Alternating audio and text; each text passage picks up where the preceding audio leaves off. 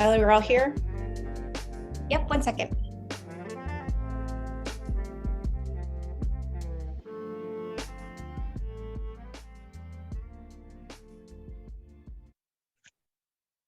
All right, hi everyone. Sorry we're starting a couple minutes late, but welcome to the 2023 News Philanthropy Summit. I'm Allie Vanier, Program Manager with the Lenfest Institute for Journalism. I just have a few housekeeping items before we get started. Our event principles can be found on the main page of Zoom events, and I'll also post them in a chat in a moment. This session is being recorded and will be shared out publicly following the summit. Closed captioning is available, and you can turn that on by clicking the button labeled Show Captions at the bottom of your screen if you'd like to see those. If you're having any technical difficulties during this session, feel free to privately message me and I will help you out there.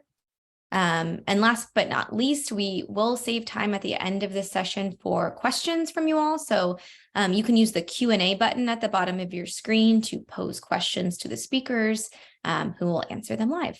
Okay, with all of that said, I am going to pass it over to my colleague, Amy Kovac-Ashley, to get us started. Thanks, Allie, and thanks everyone who's here. We can't see you, so just imagine us saying hello and waving to you all. So we are very excited to talk to you a little bit today about something that's very nuts and bolts, but is important for anyone who actually wants to be able to get money and take it in. So we're here to talk about fiscal sponsors and fiscal sponsorship. As Ali said, my name is Amy Kovac-Ashley, and I work at the Lenfest Institute. My role here is as the head of our national programs, which means a lot of different things, but from a bigger picture standpoint, it just basically means we're looking for ways to help journalism, specifically local journalism across the country. We try to network people together and try to have folks be able to learn from one another and also to learn from outside of the industry as well. So we are here today with a great group of people who are going to talk to you a little bit more about fiscal sponsorship and what it has meant for them and specifically how they've been able to get it. But what we're going to first do here is everyone's going to quickly, just like 20 seconds, introduce themselves. I like to say that people are the experts on themselves, so it's better for them to introduce themselves than it is for me to read some sort of long resume. That way you get a little bit of a sense of who people are, and then we will start right after that. So Ken, do you want to go first, or just 20, 30 seconds about you and your role? Hi, I'm Ken Hertz. I'm Chief Operating Officer of the Lenfest Institute, responsible for its operations, including the fiscal sponsorships that it does. My background is in finance, technology, and management of media. Over to Gary. Hi everyone. My name is Gary Pierre. I'm the founder and publisher of the Haitian Times. Before the Haitian Times, I was a reporter at the New York Times for about 6 years. And in between, I was the co-founder and inaugural executive director of the Center for Community and Ethnic Media at CUNY. Now, we took out the E, it's Center for Community Media. Welcome. Hi, everyone. I'm Kara Myberg Guzman. I'm the CEO and co-founder of Santa Cruz Local. Santa Cruz Local is a small news organization in Santa Cruz County, California. We're a community of about 270,000 people just south of San Jose. Our newsroom has been a fiscal sponsee of Lenfest since 2020. Great, thank you all.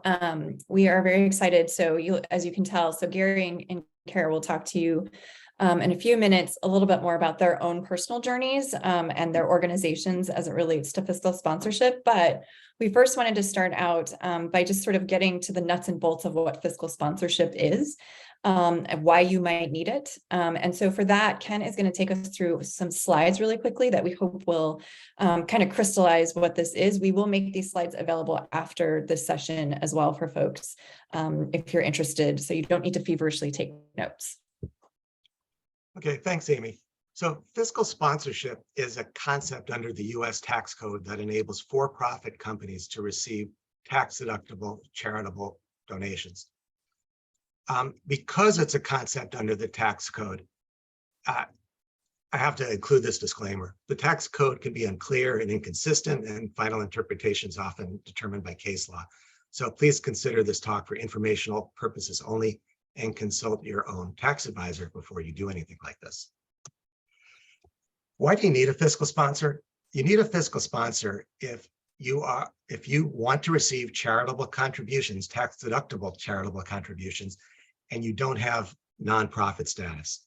So individuals, foundations, and donor-advised funds generally can't make charitable contributions to for-profit companies. There's some minor exceptions, but most foundations who possibly could won't actually do it if they want to give through a fiscal sponsor. If you're a for-profit company who wants to receive charitable contributions, you need a fiscal sponsor. And even if you're a fledgling nonprofit and you filed for nonprofit status but haven't received it yet, you're temporarily a for-profit and would need a fiscal sponsor to receive contributions. So what is a fiscal sponsor? A fiscal sponsor is a nonprofit, usually with 501c3 public charity status. And what a public charity can do, as opposed to a private foundation, it can receive tax-deductible contributions from individuals, foundations, or donor-advised funds, and it can use these funds, the money received, to accomplish its mission, including by granting to or paying a for-profit company. A really simple example in New York is the Central Park Conservancy, whose mission is to help maintain and improve Central Park. It can pay for-profit companies to clean up the park or build things in the park. It doesn't have to just give to a nonprofit. But when a public charity gives to a for-profit company, it has to take expenditure responsibility over the money to ensure that all the money is used for proper charitable use. It can't be a pass-through, even though it may appear to some as that, but underneath the surface, there's procedures required by the IRS to make sure that it's not a pass-through and that the charity is using funds to accomplish its nonprofit mission. So what are these procedures? And some are listed here, but it's a little easier to understand them looking at a model. One type of fiscal sponsorship model called Model C, and we'll include a link at the end to take you to all the different models, in which a funding source gives money to the sponsor, the public charity. And in order to ensure that the money is used for valid charitable purposes, the project, you, the sponsored company, has to make a grant request, enter into a grant agreement. The charity grants the funds to the project and receives reports back on how the funds are used. That way, back to the prior slide, the charity can see that the funds are spent solely for the purpose. It gets complete reports, and it can make detailed reports regarding the grants to the IRS. Another model is that the project is inside the sponsored company, so that funding sources can give money to the public charity can hire the people to execute the project. An example of that was membership puzzle project worked that way. So when you enter into a fiscal sponsorship, what does the fiscal sponsor do? It processes the grants and gifts from donors. It deploys the funds to the sponsored news organizations, and it tracks funds and maintains compliance with the IRS rules. There's other possible services which aren't really related to a fiscal sponsorship, but that fiscal sponsors sometimes do provide. Back office services like payroll, finance, and accounting, employee benefits, health insurance, office space, and other. So you need to, and all of these services, even the basic services, will come with some type of fee. So you have to understand what you want to get from the fiscal sponsor or what you want to get elsewhere. Lenfest Institute when it does fiscal sponsorships, and we can only do 3 or 4 or 5 a year because we're not really set up to do that in a big way. We only provide the essential services. So who else provides fiscal sponsorships? Any public charity can be a fiscal sponsor if your work fits within their IRS approved mission. So the types of companies that sponsor local journalism organizations include journalism-focused public charities, which there's not many. Most journalism-focused charities are private foundations. But place-based community foundations dedicated to improving their community can be a fiscal sponsor of local news in their community, assuming that they believe that local news benefits their community. Arts and cultural organizations also do this in a big way. So I'll leave you with 2 online resources here. One, this fiscalsponsordirectory.org lists over 200 public charities by state around the country who regularly engage in fiscal sponsorship. And then there's more information on the fiscal sponsorship models. So I hope that was a useful overview to kick it off, and questions in the Q&A, I guess we'll take later after Gary and Kara get a chance to talk too. Back to you, Amy. Thanks, Ken. I hope that was helpful for people just to lay out the specifics and the details. I think sometimes these things get conflated, and it's important to understand specifically what fiscal sponsorship is for. So we will go next to Kara, and she will tell us a little bit about her journey and sort of why they arrived at needing a fiscal sponsor and how they have used a fiscal sponsor. Thanks, Amy. So Santa Cruz Local we started looking for a fiscal sponsor back in 2020. This was shortly after our launch.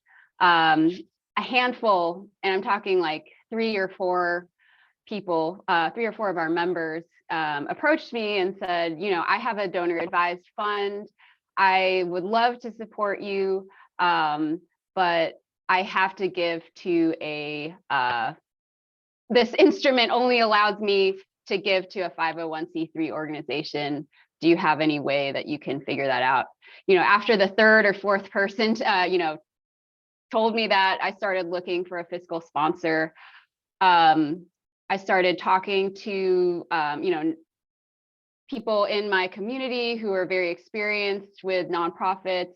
I learned about the fiscal sponsorship model, and I started approaching nonprofits in my community to see if they'd be interested in partnering with us that way. It was really important to me at that time to find a local sponsor because, you know, we're a local news organization. I thought the name recognition would be really important. But it was really tough. Like, I approached our community foundation. They didn't really have the staffing capacity to do that, even though like they did want to support us. I actually spoke with a local health clinic that, you could make the case where, if you, like a healthy news ecosystem supports, all these causes that we care about. But it just didn't really feel mission aligned. I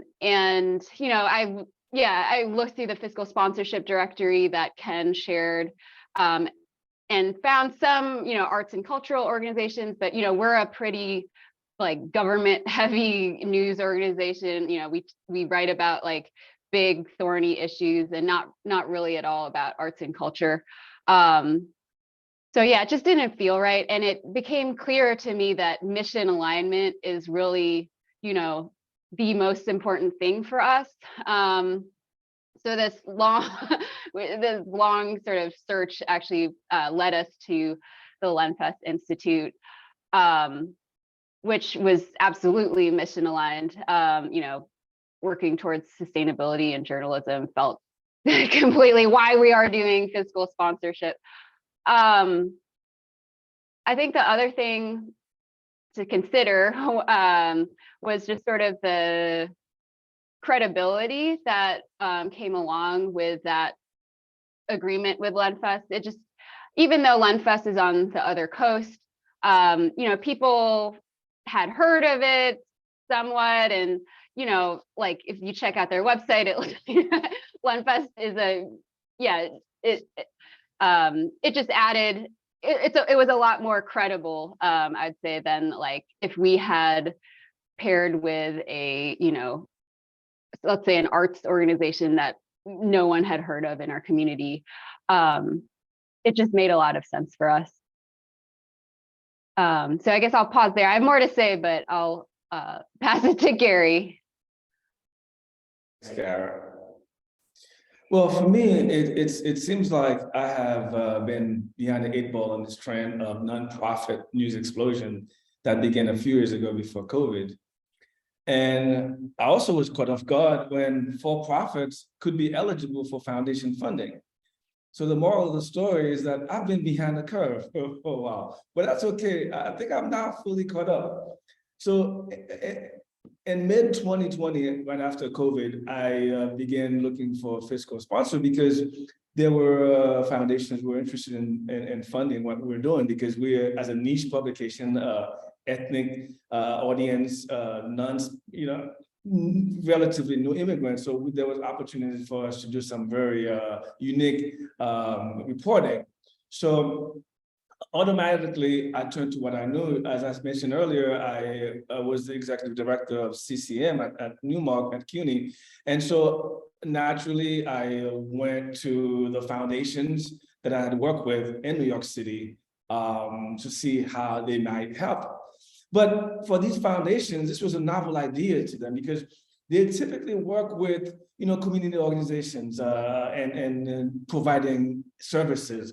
News was not something that they were familiar with, and we just didn't fit as a partner. And so, what we did, I spoke with some journalism-focused organizations and foundations, local media association and foundations and other organizations. But like Kara said, Lenfest for me was a perfect fit. It really, I didn't have to explain to anyone what Lenfest was when it was time to write a grant. And so right now, next year, we'll be turning 25 years old. And so we're planning a year-long campaign where we're asking major donors for $2,000 contribution and more. And so that money will be dispersed to Lenfest. And so there are many ways to raise funds besides just foundations, because we have big individual donors, major donors who can really help our work. And so I will leave it there because a lot of people, we want to just hear you out and answer some of your questions. Thanks, folks. That's great. I'm glad that we were able to sort of hear a little bit more about their experiences. So one thing I just want to make clear, so Gary is, works in a for-profit institution that does not have an interest in becoming a nonprofit. They're not waiting for their nonprofit status to come through. That's why they needed a fiscal sponsorship or a fiscal sponsor. And Kara started out as a for-profit and now is waiting for her nonprofit status, which will then sort of change her need for fiscal sponsorship. But in this interim period, as Ken explained earlier, still needs a fiscal sponsor. So I want to start with one question that comes from Stephanie Marie, because this is a big money question. And I know folks are going to be curious about this. So, and any one of you can talk on this. I know, Ken, you can speak from our standpoint, what we charge, but then Gary and Kara can talk about a little bit about what they've heard. So Stephanie asked, what are the ranges of percentage cut for fiscal sponsors you think are best? She says, we often see 5 to 10% with the folks we have worked with, but that 10% can be high. I know it also depends on if they're helping with other back office services, of course. So Ken, do you want to just start out with yeah. I'll start in saying that the amount that a fiscal sponsor charges depends on two things. One, whether it's doing this work for mission purposes or whether it's trying to make money off it, and two, what services are provided. If a fiscal sponsor is providing benefits in office space, it'll generally charge toward the high end of the range. I've seen ranges from 2% to 12%. Now, 2% fee, and sometimes there's a minimum fees per transaction as well. A 2% fee doesn't mean that the sponsor makes money off it. It means that the sponsor is doing the work to help with its mission. And that's fine too. 5% may be more typical. Karen, Gary, have you seen other, were you quoted at other amounts that you saw? Or Yeah, I mean, I was quoted about 7% fee. And of course, we don't need back-end support. And so we felt that that was a bit high. But, you know, it all depends. Location, like Karen mentioned, East Coast versus West Coast, you know, whatever the operating expenses are. And so all that factor into the percentage that a foundation will charge. Yeah, I think Ken was spot on. That aligns with my research. Like 8 to 10% was about typical. If it was 12%, you really ought to think about what kind of services they're providing. Yeah, 2 to 5%, pretty good, pretty competitive. cool. So there's another question here from Mike Oren that I think Ken, One maybe thing you could start off. Oh, go ahead, Gary. Sorry. One thing I have to say is, like, for us at first, we were so eager to get this, then we almost didn't shop around. I would say, do not accept the first offer you get. I'd also add that when we were shopping around, we hired a lawyer to look at the contracts, and I'd really suggest, recommend that when you do come across an agreement that you think you want to take, have a lawyer look it over just to make sure it's, you know, legal and, you know, that it benefits you. And the last thing I'll say on this is that when we as a sponsor look at who to sponsor, we don't want anyone to come to us because we're the lowest price. We want people to come to us if they do, because the mission alignment is perfect. You know, we do this for our mission and we can only handle a few. And so it's all about mission. And most public charities, which would take you on as a fiscal sponsor, you do want them to be, if they are doing it for their own mission, they'll charge you less. Great, thanks, folks. This next question kind of aligns a little bit, Kara, with what you were saying about, you know, the relationship that you have with the fiscal sponsor. So I'd love to hear everybody's point of view on this. So Mike Oren asked, to what extent do the fiscal sponsor and sponsee need to maintain an arm's length with operations? Are they able to share employees, have common board members, et cetera? So from a maybe legal standpoint, Ken, I don't know what your answer would be, but I'm interested to hear what Kara and Gary think from like how much they, you know, what they feel like their relationship is. Well, from a tax standpoint, the public charity sponsor is obligated to be able to prove to the IRS that all funds were used for proper charitable purposes within their mission. That's the beginning and end of it. And if you'll notice in the type A fiscal sponsorship, these activities are carried out by employees or contractors to the fiscal sponsor. So there's no IRS requirement about the separation, but the IRS requirement is simply about ensuring the proper use of the funds.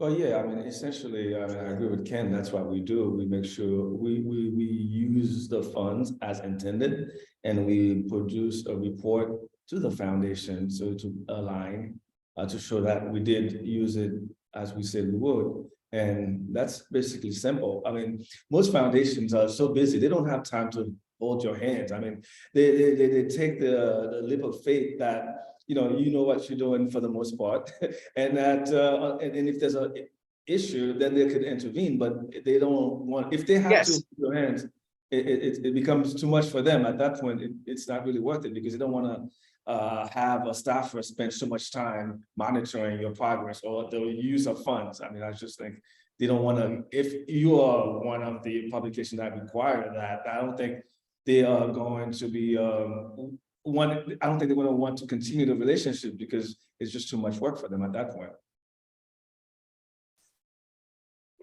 Yeah, I mean, the purpose of the fiscal sponsorship for us is to access, major gifts of $5,000 or more from individuals that we could not otherwise access, because they need that 501c3 designation, and some grants from foundations that only give to 501c3s. I mean, that's what we're looking for, and I feel like that's what we're getting out of this agreement. I mean, I have found Lenfest to be like very supportive, but yeah, I do feel like we're kind of at a arm's length. Like, we don't share any staff or any board members. It's strictly about that kind of relationship. Kara, can I ask a quick follow-up, because you just mentioned for you all that number is $5,000, right? So, but you also get donations that are much smaller dollar. This is harkening back to the very first session, right, where they were talking about small dollar donations and things like that. So what do you tell folks here what you do with those small dollar donations, because those are not coming through us. Yeah, so right now, technically we're an LLC. Any small donations they're mostly $100, $200 donations. Like, that's the most of the small gifts that we're getting. Those come straight to the LLC. That's really to our advantage. I mean, why send? First of all, Lenfest doesn't have the capacity to process those small gifts, and second of all, why give Lenfest the cut? Why give your fiscal sponsor the cut of like this revenue stream when there's no need to? It only makes sense to run gifts that require that 501c3, so that you can take the whole 100% of the gift. I think I'll just add here that a big driving part of the reason why we're moving towards a nonprofit status is because we've found such success with getting large gifts. This fiscal sponsorship agreement has really been a great experiment to see if major donors, major gifts would be a strong revenue stream for us. And it has, it's really grown for us. And Santa Cruz County has a lot of wealth, and not a lot, but there is strong philanthropy here. So it really made sense for us to, for example, in 2022, about 50% of our revenue came from gifts of $5,000 or more. So to me, that's a strong signal that, it makes sense to go and do the full nonprofit conversion. Right. And the understanding that you're right now, at least that your smaller dollar donors have, is that it's not tax deductible for them. But at this point in time, it doesn't sound like they're requiring that, correct? Yeah. And from my research and just talking with donors, that they're not really people who give $100, $200 gifts aren't really looking for, to deduct that from their taxes at the end of the year. It's not a factor for them whether we're a nonprofit or not. Right. Cool. Thank you. For me, I wanted to give my donors an incentive. Gary. Because I think it's important. And like Kara said, if you give me $2,000 or $5,000, whatever amount you can afford, that's something significant. And I think being able to deduct them from the taxes is something that we wanted to offer, and it's been working out quite well. Thanks, folks. There's a question here very, very specific about the IRS and whether there's a time limit to work with a fiscal sponsor. I don't know, Ken, if you can answer that question. So maybe I'll combine this with the other IRS question. There's no time limit. You can, generally a fiscal sponsor, you'll sign a contract to be sponsored for a year or 2 years. You can always renew that. So it's not that the IRS says you can only do it for a particular period of time. You could do it for as long as you have that relationship. And the related question is, why do most foundations have to give only to 501c3s? The point is, and let me separate donor advised funds from private foundations. What's a donor advised fund? A person may take a large amount of money. For example, my favorite donor advised fund is Craig Newmark's, who founded Craigslist and gives to journalism charities. They take a tax deduction. It all goes into a fund, usually kept at Fidelity or Schwab or some major bank. And then they get the tax deduction in that year, but then the money has to go out to charities and to 501c3s because it's already been had its tax deduction taken over time. And the person who set up the fund, the donor, can advise the fund at Fidelity or wherever where to send the money. As far as private foundations are concerned, they can, again, they were set up by somebody taking a big tax deduction to set up the foundation. Therefore, the money has to be used for charitable purposes. They can give the money to a public charity, which is what they'd rather do, or some 501c3. But they also, in theory, could take expenditure responsibility for the money under section 4945H of the IRS code, as was mentioned and quoted in the deck. Most won't do it because it requires procedures to maintain expenditure responsibility and other types of IRS reporting. But it's up to their own procedures and tax advisors as to whether they're willing to give to a for-profit. And an example is, for a specific, they may give money for a specific project with a specific charitable purpose.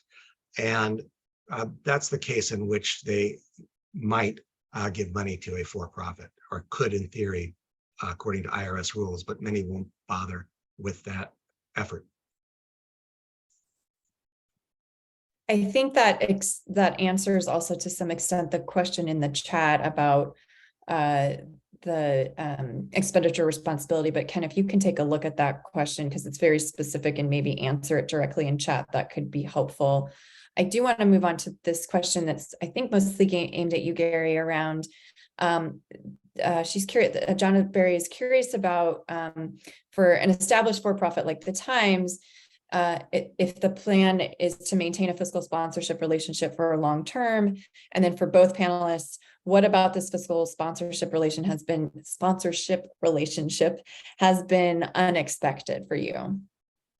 Well, I think for me, it's a really good question. It's interesting because I was pondering that thought as we were having this conversation. How long do we do this? But I think we'll work with a fiscal sponsor as long as the trend continues. Because one of the things about foundations, because they're set up to solve a problem in society, whatever it is. I think last several years, our business finally became a problem that foundations felt that it needed to help. And I don't know how long, but at some point, I think they're going to pivot to something else. So at that point, it's unclear what will happen. I mean, obviously, there are foundations who are set up like Lenfest, Night, all the others whose mission is to support journalism. But the other foundations who are now helping will not be around for too long, because they'll move on to some other burning, pressing issues that they want to support. And so we don't have a sort of like a timeline where we're going to stop. If it's still worth it, and hopefully Lenfest would want to work with us, however long it takes. So yeah. And then the question about what about the relationship has been unexpected for both of you? I mean, again, Kara mentioned it, and I didn't follow up to it, but it's just a perfect relationship in terms of we know what Lenfest is about. Lenfest knows what we're about, and so the questions are not, stickling, as opposed to if I was working with the New York Foundation, for instance, where they don't do journalism, they've never done journalism that way. It would have been very probably, a lot of questions, a lot of ambiguities, I think. But given that we are with a journalism-focused foundation as a fiscal sponsor, then the relationship is a lot smoother than it would otherwise be with a non-journalism foundation. I guess I think, I've been learning over the past 2 years, like how major donor development works. I think it was surprising to me that for some donors, they didn't mind giving a cut to Lenfest. For example, one had actually roots in Philly and knew of the Lenfest Institute and like, oh, this is a great organization. I don't mind giving, this portion of my gift to them. And yeah, others, a few others, were giving to us because they believed in local news and because, they wanted, a strong, sustainable institution, and they were also very inspired by the work Lenfest is doing, and they totally didn't mind, working through. They enjoyed giving a cut to Lenfest. On the other flip side, there have been a couple donors who don't want to go work through a fiscal sponsor, and basically have told me when you come back to me when you're a nonprofit. So I think there is, potential for more major gifts once we do finally become a 501c3. Thanks, Kara, for that. That's really interesting to hear. And it underscores well that, a lot of this depends on what the donor is willing to do, if they know, because ultimately the donor will have to give the money to someone else. And if they are wondering, why am I getting these emails or whatever the communication is from not you, that needs to be really clear to the donors who it is that they're giving the money to and why. And some of them may be more familiar with fiscal sponsorship than others as well. So that may need to be some sort of communication, education on the part of the news organization. Yeah, go ahead, Kara. Yeah, I just add that when you're working with a donor and you have a fiscal sponsorship, it has to be a one-on-one conversation, because it is new for a lot of donors, and it can be confusing. So it's not something that you say email your whole list and say hey, we have a fiscal sponsor, donate to us here. You'll sort of lose people unless you do it face to face. That's been my experience. Gary, have you noticed that as well, or have you had any questions from donors around that? We will get there eventually, and this is because we just started the donor campaign, and then this weekend I'm in New York talking to some major donors, having a conversation. So we are at the beginning stage. As Kara said, this is a whole other thing of its own. It is very intricate. It's not really simple. There's a science to it, and we're in the process. I'm the way I'm doing that, I'm bringing ambassadors. So they'll be bundling efforts. And so that way they would write the check, and then they'll send it directly to Lenfest. Because there's different elements to fundraising, because major donor is one component, and you have foundation is another one. And of course, we have a traditional revenue stream, which is outside of this conversation, like advertising, content licensing, and subscription, which we have. Cool. Great question from Francesca Warren. I don't know if we have this, but it's a great question. Do we have any sample contracts or sample letters seeking fiscal sponsors? Ken, I don't know if you've got something like that. We have a template that our lawyer has drafted that we use for our fiscal sponsorships. We can make that available. Yeah, and I think that gets to the sort of what Kara was talking about before around, have somebody look at it. Don't just take the first thing that you see. You're going to kind of get into some kind of longer term relationship. You don't just go from, dating until jumping into that long-term relationship. So you don't want to do that here either, especially since there's money involved. And although we can provide our template, we're not LegalZoom. We need to repeat, have another look at the fine print that we're not giving you tax advice. So, Kara, I have a question for you around the back end services. Did you need any of those services at the beginning when you were looking for a fiscal sponsor? Because I think sometimes folks, again, conflate those services with fiscal sponsorship. and they don't always have to come from the same place. All we really needed was an institution that's a 501c3 that could take donations and where we could write grants that would sort of hold the expenditure responsibility, where, you know, we write grants to that organization to access the money. So yeah, we didn't need any back-end services beyond that. Okay. The reason I'm asking, because I think it's important for those folks who do have those things to really have a real clear understanding of what it is that you need when you are going to ask people about their fees and about what they provide. And sort of, I think, putting together some questions around, you know, well, what is it that I need? So I need someone to take in these donations, but do I also need these other services? And if I do, you know, do I want to ask that of a fiscal sponsor, or do you want to maybe look at other options of places that specifically do that work only, right? So I think people, when doing this, you really have to understand what it is that your needs are so that you can get your questions answered from the potential fiscal sponsors that you may be talking to. And again, as you've heard from everyone, like, talk to a couple of people, get some quotes from people, understand better like what they can provide to you before making that choice. There's a question here. I'm trying to read through here. Do you know any examples of publishers that have created a hybrid model, the separate nonprofit arm or entity that funds specific programs like journalist fellowships?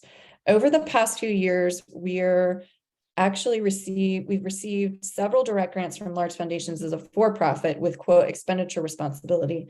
The only issues is they were limited to 2 to 3 years or specific projects. And does that ring a bell for you? I don't know of any for-profit news organizations that have charitable arms. Other than the Poynter Institute is I think it's a subsidiary of the Tampa St. Petersburg newspapers. So that may be an example of a for-profit newspaper that has a nonprofit subsidiary for journalism training in the case of the Poynter Institute. It's really, but I don't know of another example other than that.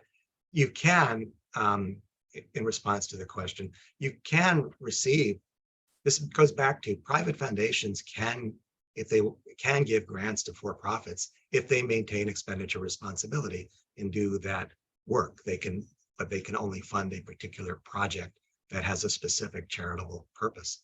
So that's more likely what you'll see. And most private foundations are not in the business of maintaining expenditure responsibility. They just want to give out their funds, so they actually won't do that. I kind of think there are two parts to this question. One is that, okay, a lot of us who are for-profit are actually considering that option of starting nonprofit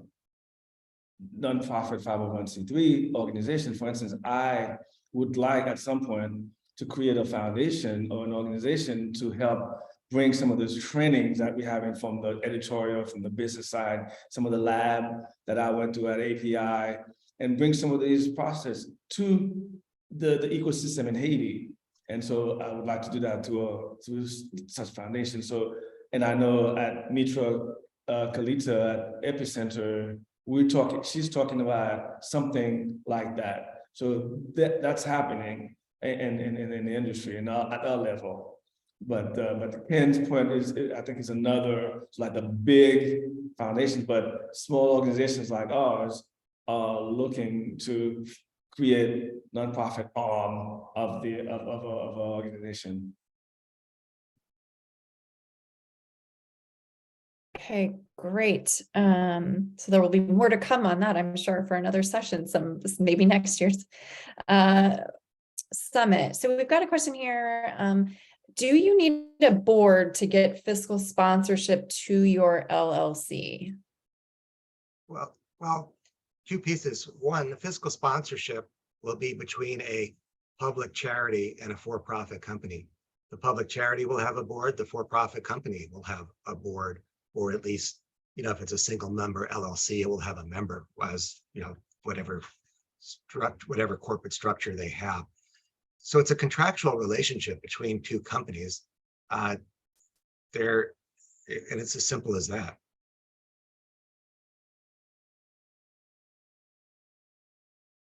Well, so far, we don't have a board at the Haitian Times. I mean, we have unofficial advisors right now. Like I said, I call them ambassadors. And so we are getting fiscal sponsorship. I don't think it's a deal breaker if you don't have a board. You can't get fiscal sponsorship. Maybe Ken knows better. I mean, no, it's not a deal breaker. Each type of company will have its own governing structure. A C Corp will have a board, an S Corp maybe something different, and a partnership will have, partners.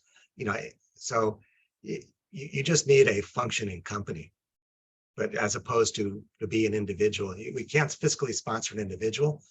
We can only fiscally sponsor a company of some sort. Great, thanks. I do want to call out this comment from Jonna in the chat that Mother Jones, which is a 46-year-old nonprofit newsroom, has been a fiscal sponsor for journalism organizations over the years. So just another example that there are many different organizations out there within the journalism space alone, not even looking outside of it, that have been serving as fiscal sponsors in the industry. Go ahead, Kara. Oh, I'll just add that I serve on the board of the Tiny News Collective. It's a nonprofit organization that helps communities start newsrooms. And the Tiny News Collective does offer fiscal sponsorships. You can go to the website tinynewsco.org and then click on contact to find out more. Yes. And a shout out to Alternative News Weekly Foundation, which put itself in the chat as well. So we can gather these. I don't know if that fiscal sponsorship directory has all the journalism focused ones in one place, but that's something we can work to gather to make available to people here. Yes, and if there's anyone else that's in the room right now who also is a member of an organization that does fiscal sponsorship, please put in the chat somewhere just so we know, so we can add you to the list as well. We'd love to let more people know that you offer that service.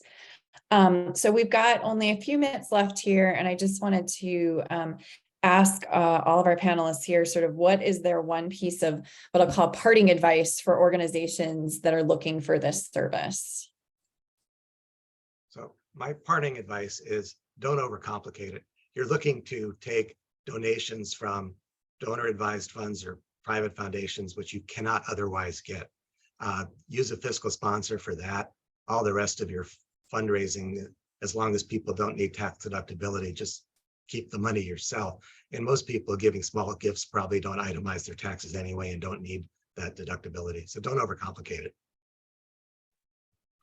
I agree with Ken at +1. I just think what I would add is that just be focused, know what is it that you want, and just that will keep you out of trouble, because in small organizations like ours, you're just doing a lot of things. You have to make sure that you have an accountant or you're keeping your books very well so that you can maintain a good relationship with your sponsor, because you don't want to do something that will jeopardize their situation. And so, we need them. And so just be responsible. That's all. I totally agree with everything Gary and Ken said.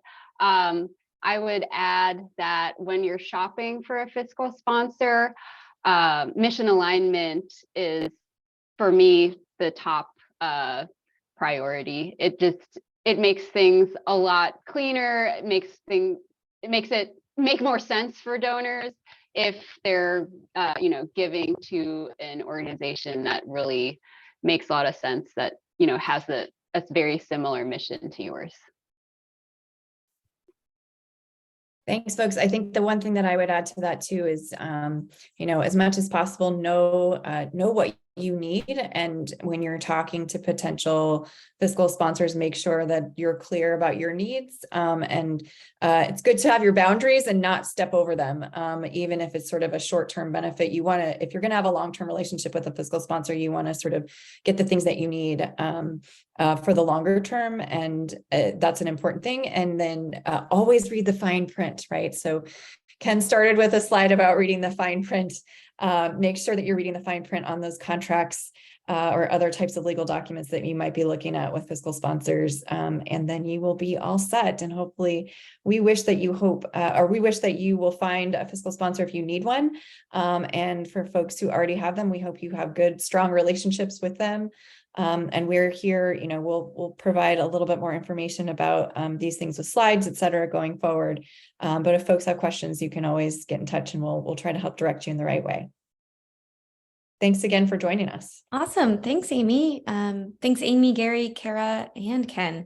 That's the end of this session, but as we mentioned in the chat, we'll not only share out recordings from each session at the summit, but also Ken's amazing resources and the great organizations that have shouted out or kind of raised their hand as organizations that provide fiscal sponsorships. So thanks to you all.